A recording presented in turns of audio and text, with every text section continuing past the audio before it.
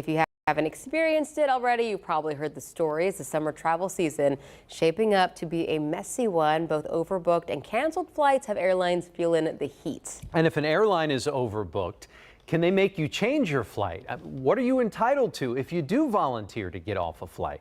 Investigator Amy Davis is here with what you need to know this summer travel season. Yeah, we're telling you this now so you can kind of tuck it away in case this happens. Because have you ever been on a flight where the airline started offering deals to passengers to get off the plane, like maybe a travel voucher or credit or money? You might see more of that this summer, and there are some things that you should know before taking those deals. Delayed, and about 11:30 last night, the flight was canceled. Pilot and staff shortages plus record ticket sales mean thousands of flights have already been canceled this summer. This is a very challenging summer for the airlines. Airports are packed with people ready to get out of town. That includes Dave and Carrie Clark, who made their regular trip to St. John last month. The vacation was fantastic. The weather's fantastic. St. John's a beautiful, beautiful island. We love to go there. And because it's such a cool place to hang out, my wife decided to stay for an extra few days. For the trip back to Houston, Clark was all set to board a United Airlines flight when he heard the plane was overweight and they needed volunteers to get off. And so if anyone has flexible travel plans, then we're offering $500 if you can change your flight to tomorrow. And so I went up and I volunteered. And good news, a United gate agent told Dave since passengers after him held out for a $2,500 flight voucher, he would get the same. She said that they will email you the travel voucher.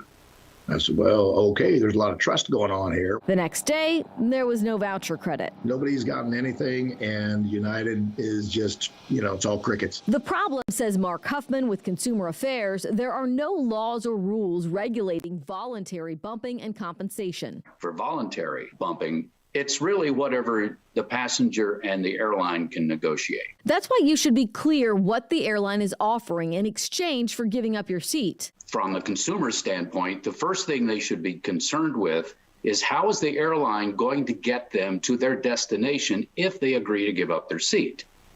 And if the airline books them on another flight, is that a guaranteed seat or are you on standby? If they offer flight credits, you should ask if there are any blackout dates. Can you fly anytime? Do the credits or vouchers expire? And Mark says even though United told Clark it's their policy to give him the same amount it offered to other passengers to get off, airlines don't have to do that. It's why you may want to hold out for a better offer if the airline needs several volunteers. If there are no volunteers or not enough volunteers, the airline is perfectly within its rights to involuntarily bump a passenger. And in that instance, if the airline makes you get off the plane, the Department of Transportation spells out how much the airline must compensate you. And the longer it takes the airline to get you to your destination, the more you get. So in the end, Dave did get the travel vouchers that United offered him.